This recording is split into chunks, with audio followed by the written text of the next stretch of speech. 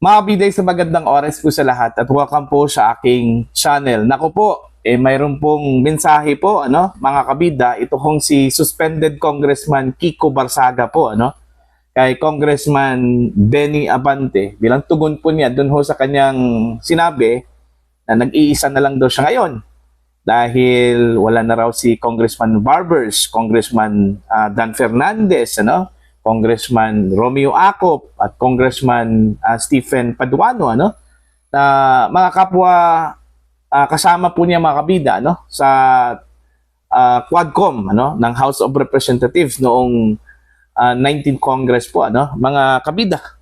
So feeling lonely at nag-iisa na lang daw ito kung si Congressman Benny Abante. Pero may response dyan, may mensahe ito hong si suspended Congressman Kiko Barsaga sa kanya, mga kabida.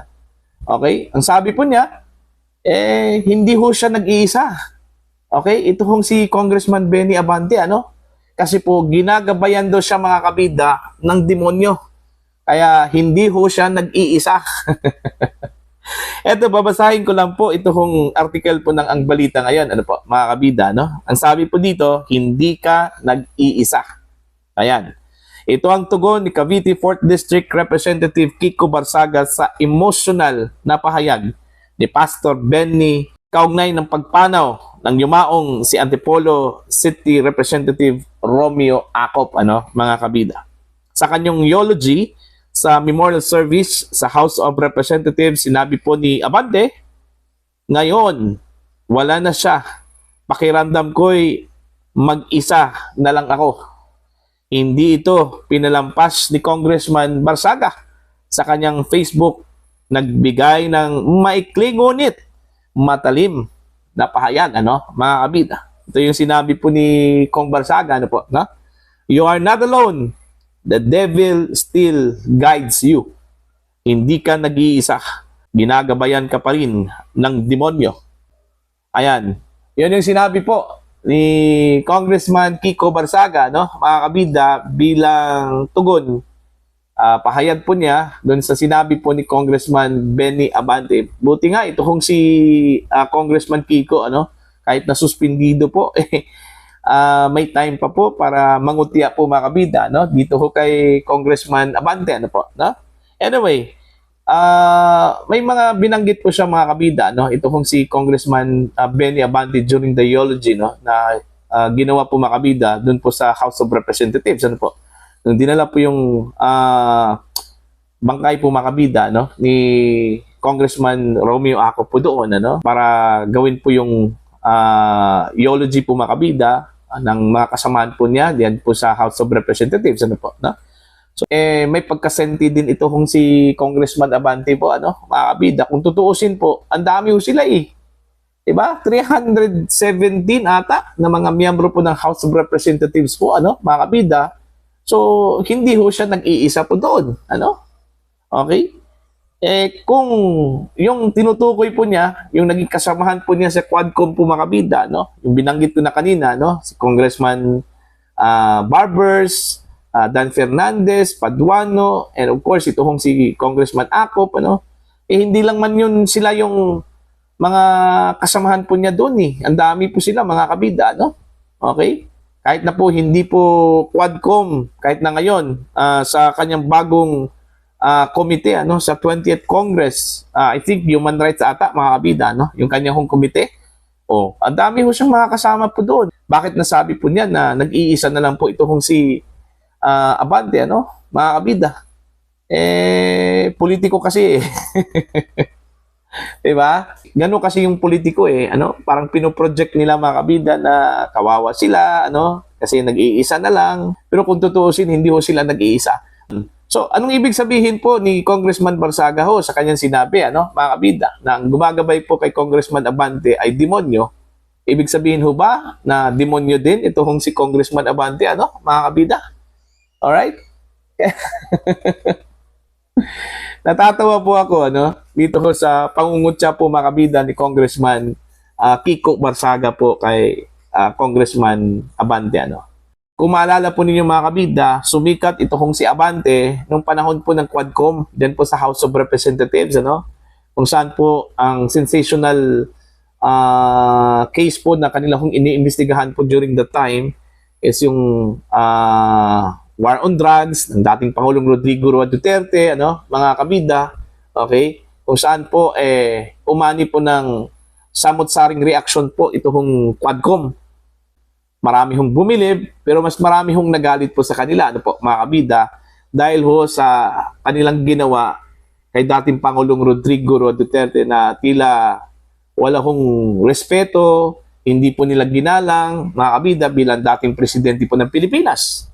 Pagkatapos po ng investigasyon, mayroon pong rekomendasyon, okay, laban ho sa dating Pangulo.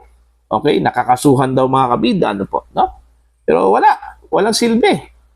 Okay, dinala na lang po ito hong si Digong papuntang Dahig, Netherlands, hindi po naisampa yung kaso po laban ho sa dating Pangulong Rodrigo Roa Duterte, Okay, patungkol ho sa war on drugs. Kasi po, kung naisampa po yung kaso, okay, sa dating Pangulo, natural, hindi ho pwedeng dalhin ho dun sa Dahig, Netherlands kasi po, working pala yung korte po natin dito sa Pilipinas, yung justice system, Okay? So, actually, yung kanila hong investigasyon na ginawa, ang tingin ho ng iba, mga kabida, is purely political persecution lang po yun. Okay? Nung panahon po ng Quadcom, mga kabida, dyan po sa House of Representatives. Kaya siguro nami-miss po, ni Congressman Abante, yung kanilang samahan po during that time. Kasi po bumagyo po ng batikos po, mula sa mga Pilipino, mula sa ating mga kababayan, laban dito ho sa mga miyembro po ng Quad Committee po ng House of Representatives, mga kabida. So, what do you think? Ito hong sinabi po ni Congressman Benny Abante, okay, OA ba? Overacting lang ba yun, mga kabida? Para lang po makakuha po ng simpatsya, mga kabida, sa mga kababayan po natin, yung sinabi po ni Congressman Kiko Barsaga na hindi ho nag-iisa ito hong si Congressman Benny Abante, kundi ginagabayan po ito, ng demonyo. Okay? Anong interpretasyon ho ninyo doon, Ibig sabihin ho ba doon na since ang gumagabay po kay Congressman Abante ay demonyo, demonyo din ito hong si Congressman Abante, mga kabida. Actually, hindi lang po Quadcom yung kanilang samahan po, mga kabida, ito hong si Barbers, si Paduano, Abante, Akop, mga kabida, maging yung Tricom, alright, yung nag-imbestiga ho, mga kabida, ng fake news, ng mga social media vloggers po, mga kabida. Andun din si Abante, kasama din nila si Barbers. Baka yun po yung nami-miss po, ni Abante, mga kabida, yung kanilang samahan. Kaya nasabi po niya na nag-iisa na lang siya. Pero mali po siya, hindi ho siya nag-iisa. Okay? Kasi po, ang dami ho sila dyan po sa House of Representatives, mga kabida, Yun palang kanyang komite, yung Committee on Human Rights. Okay? Ang dami po sila doon. Bakit nasabi ho niyang nag-iisa na lang po siya, mga kabidan po, Kaya sinupalpal tuloy siya, ni Congressman Kiko Barsaga. Mga kabida. Kasi po, hindi ho totoong nag-iisa po si Congressman Abante. Alright? Madami ho siyang kasamahang mga kongresista dyan po sa House of Representatives.